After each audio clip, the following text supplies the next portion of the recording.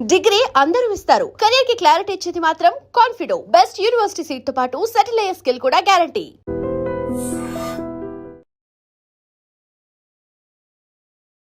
నమస్తే రమగారు. నమస్తే జయ. రమగారు, ఎప్పుడు మీరు చెప్తూ ఉంటారు పిల్లల పెంపకం నిజంగా కత్తి మీద సాము లాంటిదని, చాలా జాగ్రత్తగా వ్యవహరించాలని, ప్రతి విషయంలోనూ ఆచితూచి ఉండాలని, వాళ్ళకి తిండి పెట్టడం, వాళ్ళని పడుకోబెట్టడం, వాళ్ళని చదివించటం, వాళ్ళకి మంచి చెడులు చెప్పడం, ప్రతిదీ నిరంతరం చెప్తూనే ఉండాలి కదా. వీటన్నింటి మీద మాట్లాడుకుందామండి. తిండి గురించి అంటే వాళ్ళకి పెట్టే ఆహారం, ఎలాంటి ఆహారం పెట్టాలి, ఎప్పుడు పెట్టాలి, మనం ఒకటి మాట్లాడుకున్నాం ఆల్రెడీ. వీళ్ళని పడుకోబెట్టడం, నిద్రకి ఎలా వీళ్ళని రెడీ చేయాలి. అంటే నా ఉద్దేశం, ఇప్పుడు ఆడపిల్ల మగపిల్లడు ఉంటారు, లేదా ఇద్దరు ఆడపిల్లలే ఉంటారు, ఇద్దరు మగపిల్లలే ఉంటారు, ఎలా పేరెంట్స్ వీళ్ళని ఎలా హ్యాండిల్ చేయాలి. ఫారిన్ కంట్రీస్ లో అయితే డే 1 నుంచి దూరంగా పడుకోబెడతారు. అవును రమ్మ గారు. వాళ్ళని వేరే రూమ్ లో వాళ్ళంతటా వాళ్ళు వెళ్ళి పడుకోవటము, వాళ్ళు ఒక రూమ్ లో ఉంటారు, లేదా వేరే మంచం మీద. మనకి తల్లుల పక్కనే పిల్లలు పడుకోవటం అనేది మన అలవాటు, మన పద్ధతి. భార్యాభర్త మధ్యలో వేసుకుంటాం పిల్లల్ని అంటారు. ఈ బుజ్జి బుజ్జి పిల్లల్ని కూడా పక్క రూమ్ లో పడుకోబెడతారు. సినిమాల్లో అలాగే హారర్ మూవీస్ చూడటం మొదలు పెడితే వాళ్ళు ఒకే అంటూ ఉంటారు. అదే వాళ్ళు భయం వేస్తుంది. వీళ్ళు వెళ్ళేసరికి ఆ పిల్లాడు ఏదో ఒకటి అయిపోతూ ఉంటాడు. పిల్లల్ని ఒంటరిగా పడుకోబెట్టడం అనేది మన దగ్గర పద్ధతి కాదు జయ. రమగారు, మన తెలుగు వాళ్ళ పద్ధతి కాదంటారా, లేకపోతే అసలు మన కల్చర్ కాదు అంటారు కదా. ఎక్కడైనా కూడా మనం ఇండియన్ కల్చరే కాదు, సెపరేట్ గా బిడ్డని వేరేగా ఉంచటం మన పక్క రూమ్ లో కాదు, అసలు మన పక్క మంచం మీద కూడా ఉండదు. పగటిపూట తల్లులు పని చేసుకునేటప్పుడు పిల్లల్ని ఉయ్యాలల్లో వేయటం, రాత్రి తల్లి పడుకుంటే పిల్లవాడు వచ్చి తల్లి పక్కలోనే పిల్లాడో తల్లిని ఆనుకుని పడుకోవటమే. స్పర్శ వల్లే పిల్లలు ఎదుగుతారని మనం నమ్ముతాం. అసలు కొద్దిగా ఎర్లీగా పుట్టిన పిల్లనైతే 2-3 నెలలు తల్లి గుండెల మీద నుంచి దింపకుండా ఒంటి మీదే ఉంచుకుంటారు. ఆ ఒంటి వెచ్చదనంతో వాళ్ళకి సెక్యూరిటీ లభిస్తుంది, పిల్లల ఎదుగుదల బాగుంటుంది, దగ్గరే ఉండాలన్నది మన నియమం. కనీసం 5-6 సంవత్సరాల వరకైనా తల్లుల పక్కనే పిల్లలు పడుకుంటే సెక్యూర్డ్గా నిద్రపోతారు. వాళ్ళంతటా వాళ్ళు అన్నం తినే వయసు వచ్చాక కూడా తల్లుల దగ్గరే పడుకుంటారు.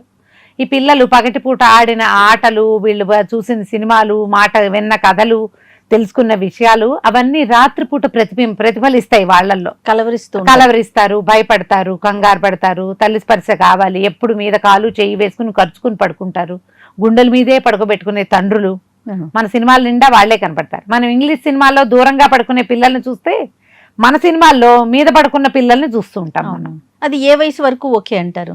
ఒక 6-7 సంవత్సరాలు, కనీసం 5 నుంచి 7 కల్లా పిల్లల్ని కొద్దిగా సెపరేట్ చేయాలి మనం. వాళ్ళంతట వాళ్ళు పడుకోవాలి, వాళ్ళంతట వాళ్ళు లేవాలి కూడా.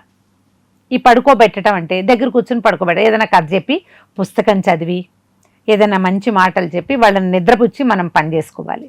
దీనికి early to bed, early to rise అనేది ఒక పాయింట్ ఉంది కదా. దానితోడు పిల్లలకి 8 గంటల పూర్తి నిద్ర కావాలి. అందుకని రాత్రి 10 లోపే పిల్లల్ని నిద్రపుచ్చేయాలి. ఇప్పుడు మనతో పాటు పడుకోబెట్టడం అంటే మనం పడుకునేదాకా వాళ్ళు పడుకోకుండా ఉంటే ఎట్లా కుదురుతుంది? అవునండి, పిల్లల గ్రోత్ బాగుండదు కదా, గిట్టుకుని ఉంటారు. చాలా మంది పేరెంట్స్ ఏం చేస్తారో తెలుసా రమ్మగారు, వాళ్ళ వర్క్స్ అన్ని కంప్లీట్ అయ్యే వరకు కూడా పిల్లల్ని పడుకోబెట్టరు. ఒకవేళ వాళ్ళ వర్క్స్ కంప్లీట్ అయిపోయినా ఆ టైంలో వీళ్ళు పగలంతా ఇంట్లో ఉండరు కదా, నైట్ లో ఆడుకుంటారు రమ్మగారు. మిడ్ నైట్ వరకు ఆడుకుంటారు. పిల్లలు మార్నింగ్ ఎంత డిస్టర్బ్ అవుతారో అనిపిస్తుంది నాకైతే. అట్లా చేయకూడదు, పిల్లల్ని పడుకోబెట్టేసేయాలి. ఎర్లీ కావాలంటే ఎర్లీ మార్నింగ్ లేచి ఆడుకోవచ్చు. పోనీ పిల్లలు లేస్తారు, తల్లులు లేవరు, ఎర్లీ మార్నింగ్ లేవలేరు. వీళ్ళు పగలల్లా పనిచేసి ఉంటారు కదా. అమ్మ మీ ఉద్యోగాలు, మీ ప్లానింగ్లు, మన వ్యవహారాలన్నీ వేరు. పిల్లల గ్రోత్ అంతా కూడా నిద్రలో ఎక్కువ ఉంటుంది. బయట ఎంత ఆడి ఏం చేసినా బాగా మంచి విశ్రాంత పూర్వకమైనటువంటి నిద్ర ఉంటేనే గ్రోత్ కానీ హీలింగ్ కానీ రెండు కూడా దాంతో ముడిపడి ఉంటాయి. అందుకని పెందరాళ్ళే నిద్రపుచ్చటం, ఏ రాత్రి వేళ మన దగ్గర పడుకోబెట్టుకోవటం. ఇప్పుడు 6-7 వచ్చాక పిల్లలకి వాళ్ళ సొంత మంచం, వాడి సొంత పక్క వాడు సవరించుకోవటం, వాడి మంచం మీద పడుకోవటం. అంతగా అవసరమైతే ఏ తెల్లవారుజామున వాడికి మెలకు వచ్చినా, నిద్ర వచ్చినా, లేవాలనిపించినా తల్లి దగ్గర రావచ్చు. ఓ 1-2 ఏళ్ళు వస్తారు, 9 ఏళ్ళు వచ్చేదాకా. తర్వాత మానేస్తారు మెల్లిగా. వాళ్ళే ఇండిపెండెంట్గా పడుకోవటం. బై 7 స్టార్ట్ చేయొచ్చు 7 ఏళ్లకి పిల్లలకి. వాళ్ళకి నచ్చేలాగా ఆడపిల్లలైనా మగపిల్లలైనా. పిల్లల్లో బెడ్ వెయిటింగ్ ఉండొచ్చు, కొంతమందికి ఉంటుంది వయసు వచ్చాక కూడా. లేచి బాత్రూంలోకి వెళ్ళరు.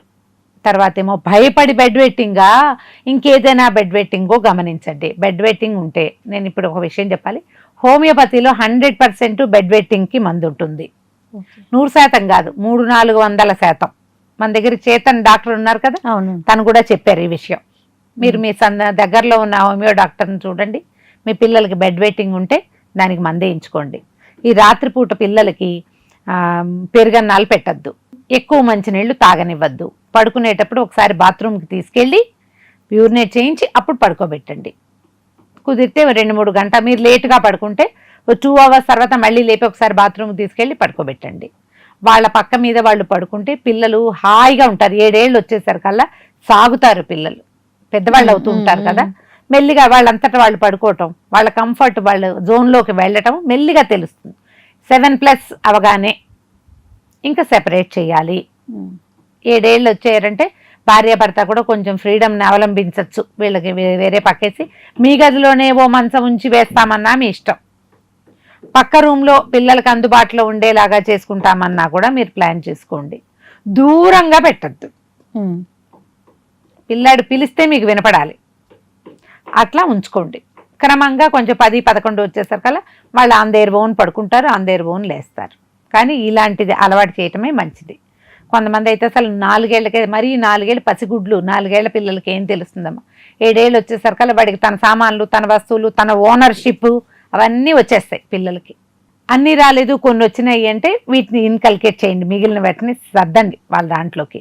వాళ్ళ బట్టల ర్యాకులు, వాళ్ళ పుస్తకాల ర్యాకులు, వాళ్ళ పుస్తకాల బ్యాగులు, వాళ్ళది సొంత ఛాయిస్, వాటితో పాటు ఈ పడుకునే ఛాయిస్ కూడా వాళ్ళదే.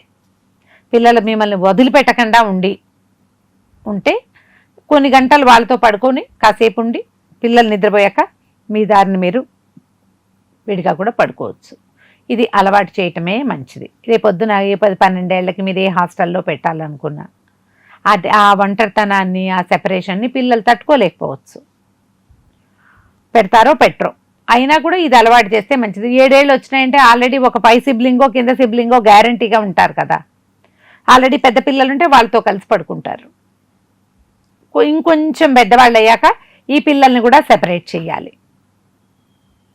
ఇంకో కొంచెం వయసు వచ్చాక, పిల్లల్లో ప్యూబర్టీ వచ్చాక ఆడపిల్లల్ని కానీ మగ పిల్లల్ని కానీ, ఒక పిల్లవాడిని కానీ కలిపి పడుకోబెట్టడం అంత మంచిది కాదు.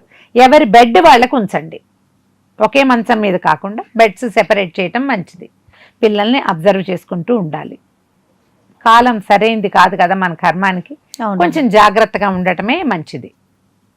ఇంకొద్దిగా పెద్దవాళ్ళు అయ్యాక మీకు కూడా అంత విడిగా పడుకునే ఇది లేకపోతే కనుక పిల్లల్ని పంచుకోండి, పేరెంట్స్ ఇద్దరు, ఆడపిల్లని తల్లి, మగపిల్లవాడిని తండ్రి పంచుకోవచ్చు. అప్పుడు కూడా బెడ్స్ సెపరేట్గా ఉండటం ఎప్పుడు మంచిది. ఏ పరిస్థితిలో అయినా పక్కలు వేరేగానే ఉండాలి. ఈ కాలాన్ని బట్టి ఈ ప్లాన్. పూర్వం ఏం చేశారు అంటే అసలు పూర్వాలు ఈ బెడ్రూమ్లు వ్యవహారాలు లేవు. పిల్లలంతా పోచోట 5, 6, 3, 4 ఉండేవాళ్ళు. ఇప్పుడు పరిస్థితి అది కాదు కదా, కాలం మారింది కదా. ఈ కాలానుగుణంగా ఇది మీరు ఎవరిదైనా డాక్టర్ సలహా తీసుకుంటాము, చైల్డ్ సైకాలజిస్ట్ సలహా తీసుకుంటాము, ధారాళంగా తీసుకోండి, దానికేం అభ్యంతరం లేదు. మనం మాట్లాడుకోవాలి అంతే ఏం చెయ్యొచ్చు అని. మీ అవగాహన ఏంటంటే మీరు ఒళ్ళు మర్చిపోకూడదమ్మా ఎప్పుడు కూడా. పేరెంట్స్ పిల్లలకి 7-8 సంవత్సరాలు వచ్చినాయంటే మీరు చాలా అటెంటివ్గా ఉండాలి, అన్ని విషయాల్లోనూ శ్రద్ధ వహించాలి. ఏదో రడ్డకొట్టుడు వ్యవహారంగా ఉండకూడదు. ఏ రోజున ఏ స్కైలాబ్ మన నెత్తి మీద పడుతుందో మనకు తెలియదు. ఎంత కేర్ఫుల్గా, ఎంత అటెంటివ్గా ఉంటే మీకు అంత మంచిది. ఆలోచించి ప్లాన్ చేసుకోండి తప్పకుండా. నమస్తే. నమస్తే. And for more videos, Please subscribe to iDream. Please subscribe to iDream. Please subscribe iDream. And please subscribe to iDream. For more videos, subscribe to iDream. please like, share and subscribe to the channel. Congratulations, iDream. Subscribe to iDream. Subscribe to iDream. So subscribe to iDream Media. iDream ki iDream team andarki huge congratulations. Please subscribe iDream Media. Please subscribe to iDream. Subscribe iDream. Please subscribe to iDream. iDream అంటే నా కళల ఛానల్ను subscribe చేసుకున్న నోరు తిరుగుతలేదు, మీరైతే గంట గుర్తు కొట్టండి. For more such videos, please subscribe to iDream. Subscribe to iDream. Please subscribe to iDream. Please subscribe iDream Media. Please do subscribe to iDream. Please subscribe to iDream Media. For best entertainment and information, please subscribe iDream. And don't forget to subscribe to iDream.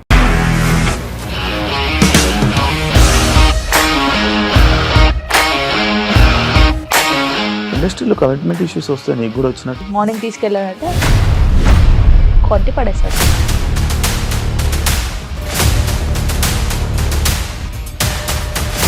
ఒక్కళ్ళు కూడా చూడలేదు ఈ cinema అని చెప్పడానికి కూడా చాలా ధైర్యం కావాలి. అది నిజం కదా, దాంట్లో ధైర్యం ఏంటి? ఇది నెక్స్ట్ డే ప్లేట్ మార్చేస్తే తప్పు కదా. As of now we're comfortable this అని నేను అనుకుంటున్నాను. రష్మిక గారిది మీది ఒకే ఊరు అంట కదా. నీకు కోపం వచ్చిందంటే బాగా తిట్టేత్తరా? తిట్టేద్దామండి. నిజంగా గేమ్ ని ఎలా చేంజ్ చేయగలిగారు? ఏపీఎస్ఎఫ్సి వాళ్ళకి 6 నెలల్లో నేను 6 లక్షలు కట్టా. బిజినెస్ చేయాలనుకుంటే it is as difficult as riding a tiger.